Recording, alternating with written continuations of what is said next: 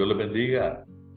Estamos desde la sede Managua, Nicaragua, para comenzar las clases de maestría.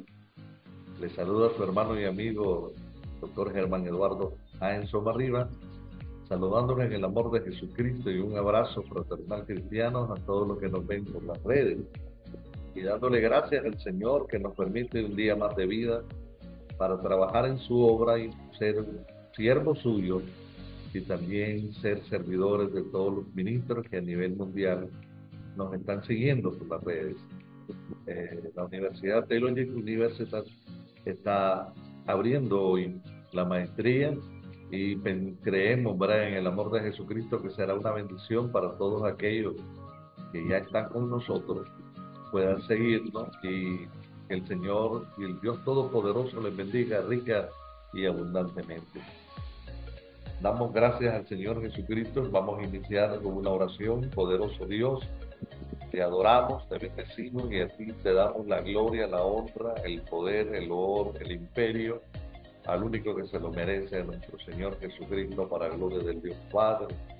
Señor, quita todo impedimento que el enemigo quiera levantar para que no lleguemos por medio de las redes, que podamos estar, Señor, junto a cada ministro que está ahora también esperando estas clases, que serán de gran bendición para elevar los niveles de excelencia moral y espiritual en nuestro trabajo que realizamos cotidianamente, Señor.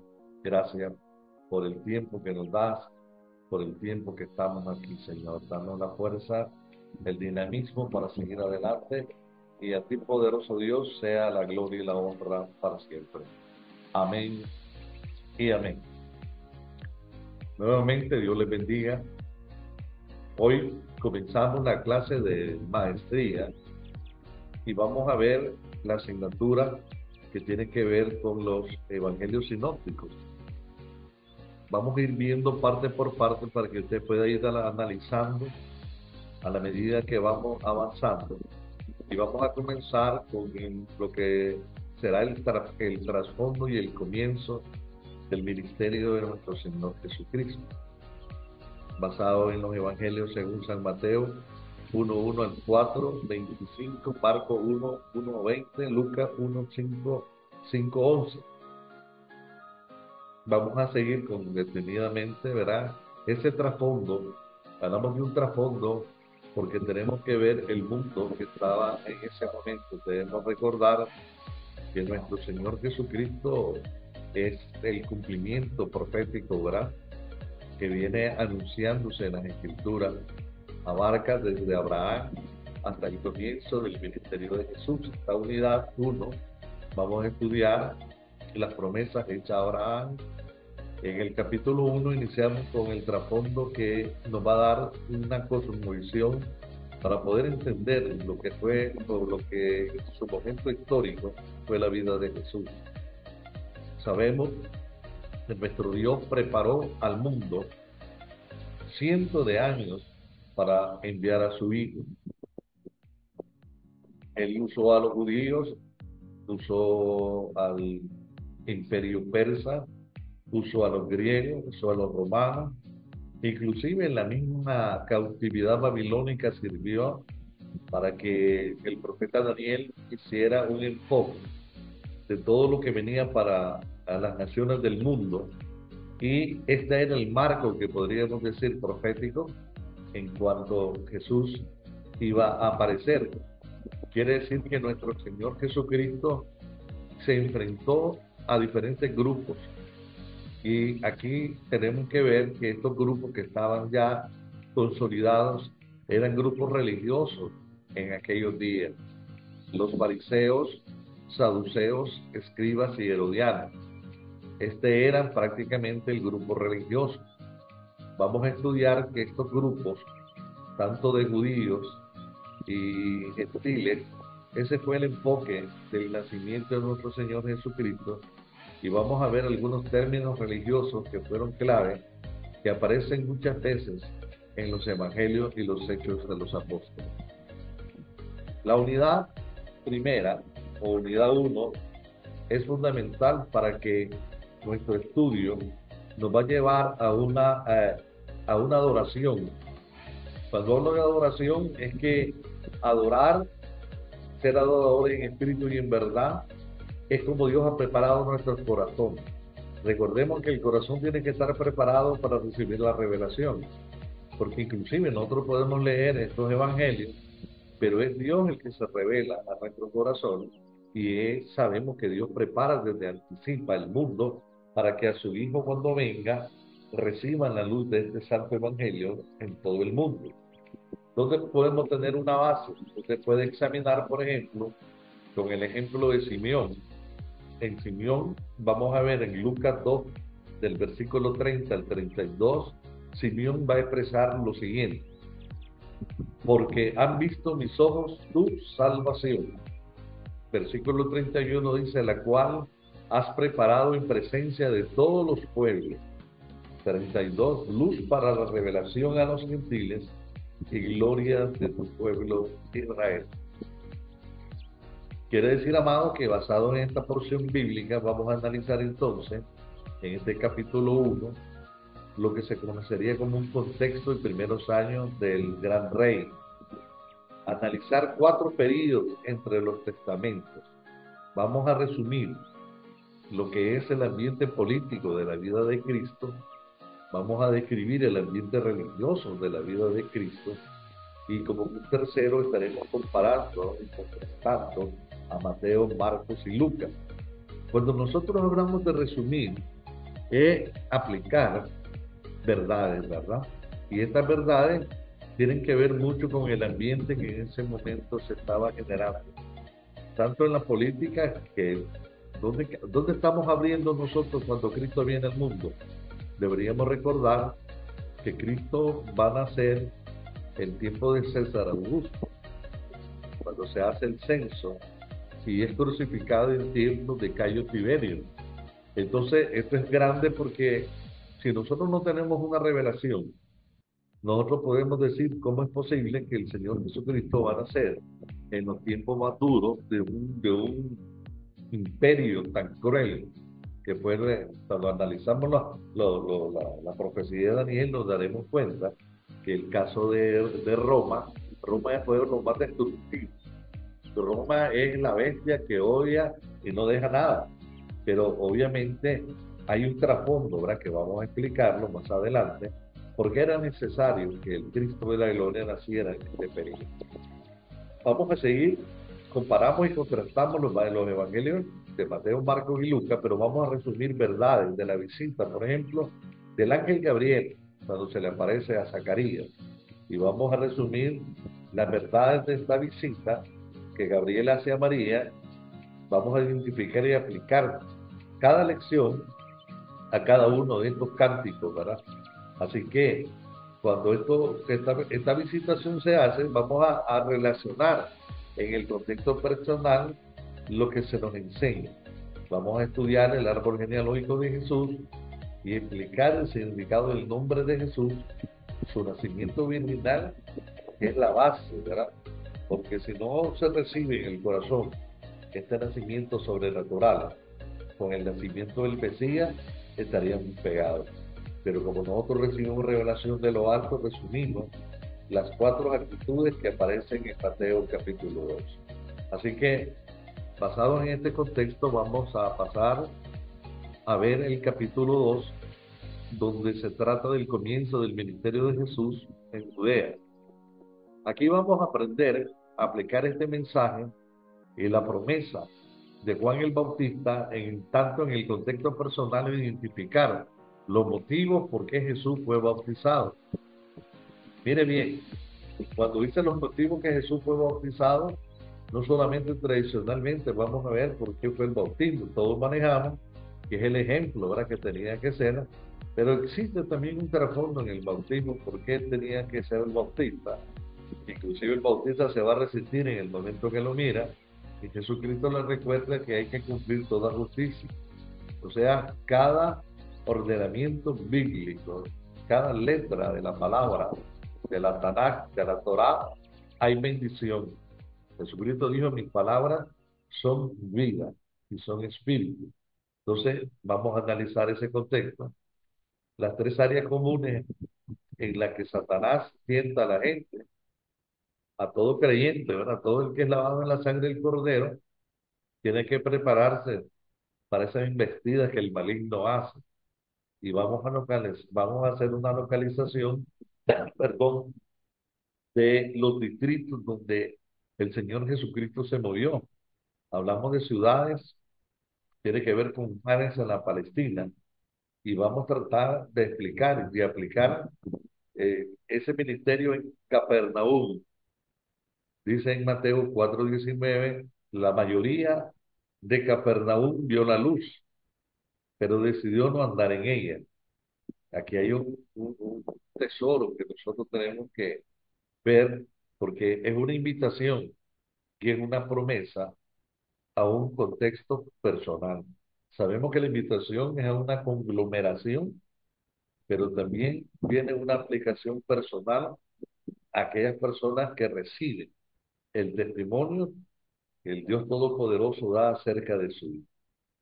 Entonces, este capítulo 2 también será muy rico, ¿verdad?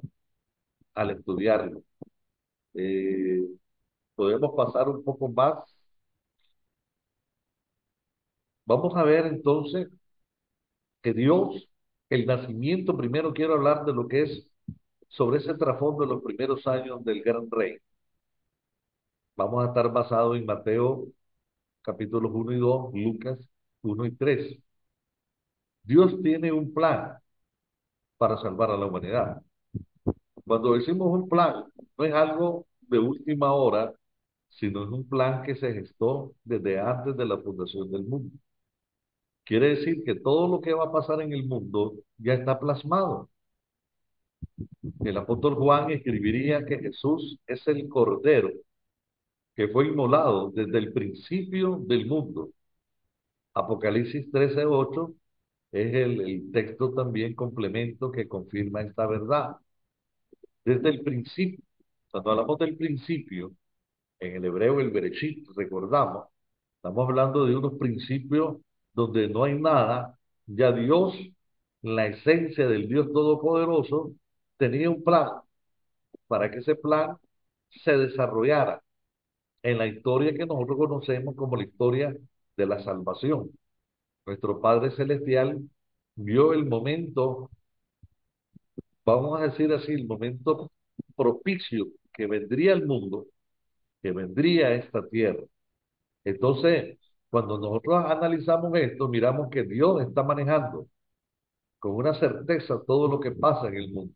Nada de lo que pasa en el mundo toma por descuido, como algunos creen que Dios se mueve pensando en los movimientos del hombre. Dios conoce desde el principio a fin todo lo que va a pasar. Cuando el Señor Jesucristo hace su aparición en el mundo, lo primero que dice, Él se identifica y dice, yo soy el alfa y el omega, el principio y el fin. Muchos tratan de comprender esta expresión como que fueran orígenes del Señor. Nada tiene que ver, los orígenes son eternos porque les dio. Aquí lo que está tratando de proclamar al mundo es que el Señor Jesucristo dice, yo soy el que comienza los planes redentores del Padre y los termina. El alfa y el omega, la primera letra del griego y en la última, ¿verdad? Como dijéramos del A a la Z, el alfa y el omega, el principio, el fin. Los planes redentores para con la humanidad es el Señor el que los comienza y los termina. Entonces, este plan maravilloso está antes de la fundación del mundo. Podemos hablar que en el huerto del Edén, Dios prometió a Adán y a Eva que la simiente de la mujer aplastaría la cabeza de la serpiente. En Génesis 3:15 tenemos esta preciosa promesa. Este versículo se refiere a la venida de Cristo para salvarnos. En los días de Abraham, Dios prometió bendecir también a las naciones de la tierra. Génesis 12:3. Y Pablo explicó que esta promesa se cumplió en Jesús. Gálatas 3:16. Vamos a tocar un poco las profecías de Daniel. Estamos haciendo un esbozo concatenando la profecía en los tiempos de los días de Daniel. La revelación que Dios le da al profeta Daniel revela 100 años de historia antes que sucediera. Le va a mostrar al profeta Daniel que los medos y los persas conquistarían a los babilonios. Luego el reino griego se levantaría conociéndolo como el Imperio Griego Macedonio, pero también los griegos serían conquistados por los romanos. Finalmente Dios dijo que se levantaría un reino eterno sobre las ruinas de todos los reinos humanos. Daniel capítulo 2, versículo 24 al 47. El reino eterno comenzó con la primera venida de Cristo. Su nombre Jesús, y Yeshua Hamashiach, como se dice en el hebreo, porque él vino a salvar. Mateo, según Mateo 1:21. Este ambiente debemos recordarlo porque las profecías son el cumplimiento. Lo profético se cumple. Nosotros hablamos de un libro profético que es inspirado por Dios y toda letra. El Señor dijo, porque los cielos y la tierra pasarán, pero mis palabras no pasarán.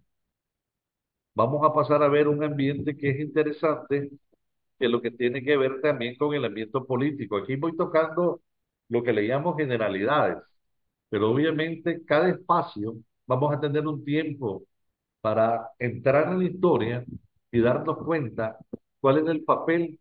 Vamos a hablar ahorita del ambiente político que se vivía, el trasfondo del ambiente político en tiempos de Jesús.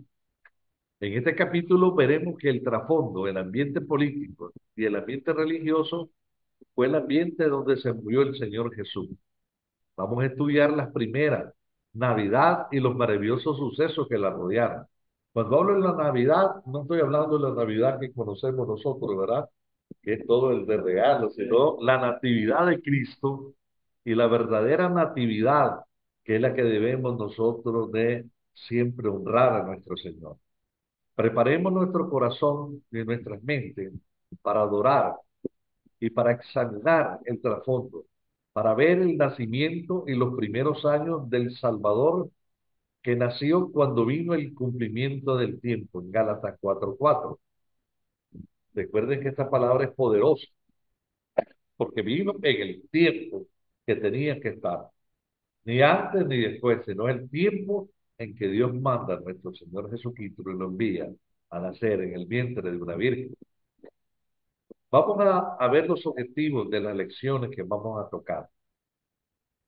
En lo que se refiere a la introducción a la vida de las enseñanzas de Cristo en la parte 1, tendremos como objetivo A analizar los 4 períodos entre los testamentos. Por eso la palabra analizar es que lo vamos a estudiar cada período entre los testamentos. El objetivo B tiene que ver con resumir el ambiente político de la vida de Cristo. O sea, vamos a ver ese ambiente político y cómo también el Señor está inmerso en ese trasfondo. En la introducción a la vida y las enseñanzas de Cristo, en la parte 2, vamos a tener como objetivo describir el ambiente religioso de la vida de Cristo. Y como objetivo B, comparar y contrastar los evangelios Mateo, Marcos y Lucas. Vamos a ver el nacimiento de Jesús según Lucas 1:5 y el 2 al 40. En esta narrativa del nacimiento de Jesús, el objetivo A que seguimos es resumir y aplicar 3 verdades de la visita del ángel Gabriel, el arcángel Gabriel, a Zacarías. El objetivo B será resumir y aplicar 3 verdades de la visita del ángel Gabriel a María. El objetivo C será identificar y aplicar cada lección a los 5 cánticos que se le conocen de la Natividad. Vamos a estudiar lo que también se conoce los primeros años de Jesús. En la parte 1, basado en los evangelios de Mateo 1, del 1 al 24, Lucas 1, 26 al 38, el 2, 17, del 39 al 40, 51 al 52, 3, 23 al 38.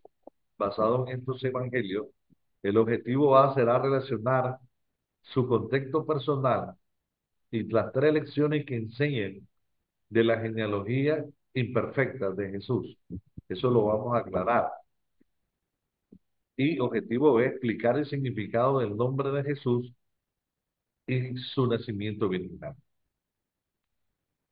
Los primeros años de Jesús, según Mateo 2, del 1 al 23, tendrán como objetivo resumir cuatro actitudes que las vamos a encontrar en Mateo 2. Como ustedes verán, ahí tienen planteados objetivos.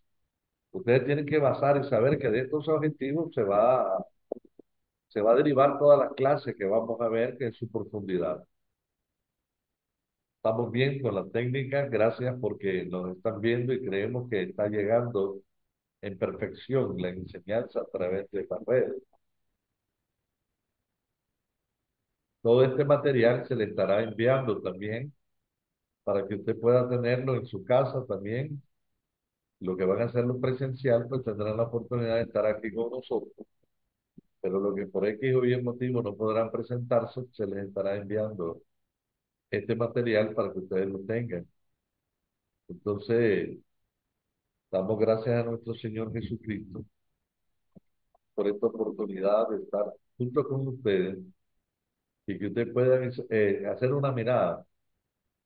Yo desde el día de ayer, cuando veníamos a este lugar, estaba pensando yo de una manera retrospectiva, que le decía que qué bendición la de Simeón de ver al niño Jesús y tenerlo en sus brazos.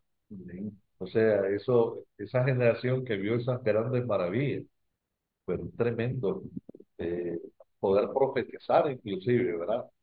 Sobre la salvación.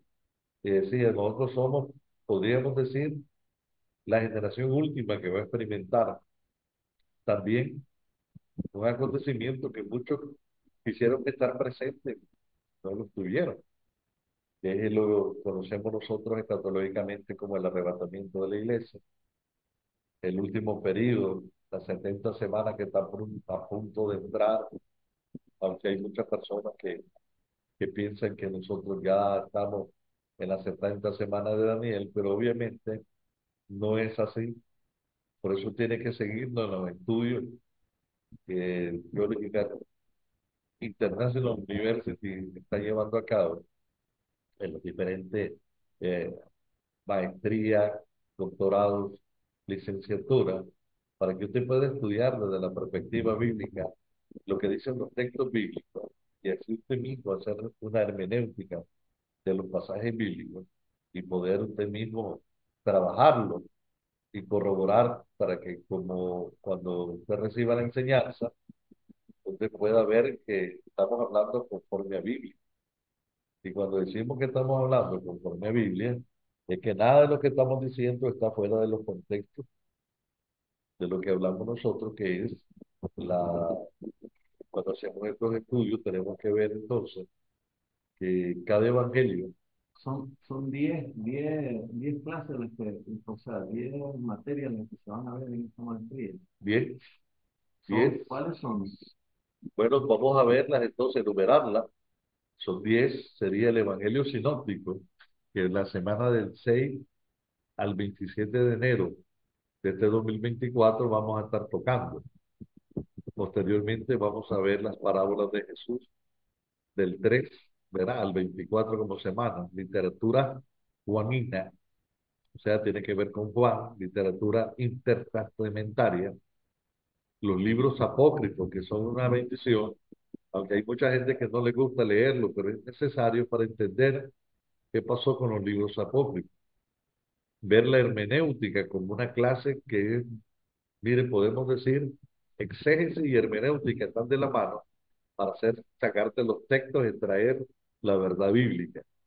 Las lenguas vernáculas, ¿por qué son importantes? Porque en el Antiguo Testamento fue escrito en hebreo, algunas porciones en arameo durante el cautiverio, y después en el Nuevo Testamento tenemos también a la Septuaginta y tenemos el trabajo hecho por muchos hombres de Dios en lo que fue el griego. Entonces tenemos un elemento maravilloso ahí de estudiar las lenguas vernáculas, el hebreo, el griego, y ya por último lo que será ya al final del curso todo lo que tiene que ver con su graduación. Entonces, estas materias son las que usted va a estar, se le va a estar impartiendo, ¿verdad? Damos gracias porque sabemos que este título que usted va a recibir es máster en teología bíblica. La maestría, obviamente, solamente está sujeta a inspección de parte de la Dirección de la Educación del TIUR, porque la sede está en Miami. Cuando hablamos del lugar de desarrollo de este programa de maestría, este programa se dicta en distintas sedes y podemos decir presencial, que es cuando usted puede acudir a nuestro edificio, ¿verdad? Donde estamos, y hacerlo presencial y entregas en la dirección de Theology International University of Miami, vía online también, vía Zoom, envíos de videos de clases y materiales a los emails de los estudiantes. Entonces, esta es una variación bonita porque usted puede, si está en nuestro sector, se puede asistir. Si no, se le estará enviando, ¿verdad? Todas estas enseñanzas por vía Zoom. Así que nuestro registro calificado y aprobado está por el Ministerio de Educación del Estado de la Florida. Se puede corroborar todo lo que hemos dicho entrando a nuestra página también para que usted pueda ver, ¿verdad? Estas licenciaturas también tienen toda un registro, ¿verdad? Podemos decir que son 50 créditos lo que van a tener los tipos de programas. Dijimos maestría en estudios bíblicos, modalidades son presenciales y en línea, y los horarios se van todos los viernes de las 8 a.m. a las 12 meridiano. Todo lo que tiene que ver con los valores, ¿verdad? Del título, mensualidades, postillados, $150. Los estudiantes que residen fuera de los Estados Unidos deberán gestionar el envío de sus títulos vía DHL y costear los gastos de envío desde la sede de Nicaragua para cualquier destino de Latinoamérica. La duración de que va a tener el estudio son 10 meses. El nivel educativo es un posgrado y las inscripciones inclusive están todavía abiertas. Sí, Dios bendiga a todos los que nos escuchan. Damos gracias porque estamos trabajando y estamos con toda la intención de hacer cambios para mejorarles y escuchar también desde su casa cualquier aporte que quiera dar usted. Aquí estamos profesores que estamos en niveles avanzados de doctorado y que somos servidores. Cuando hablamos que somos servidores es que los títulos son necesarios para movernos en este mundo, pero el título más grande obviamente es ser un servidor, ser un siervo de Jesucristo.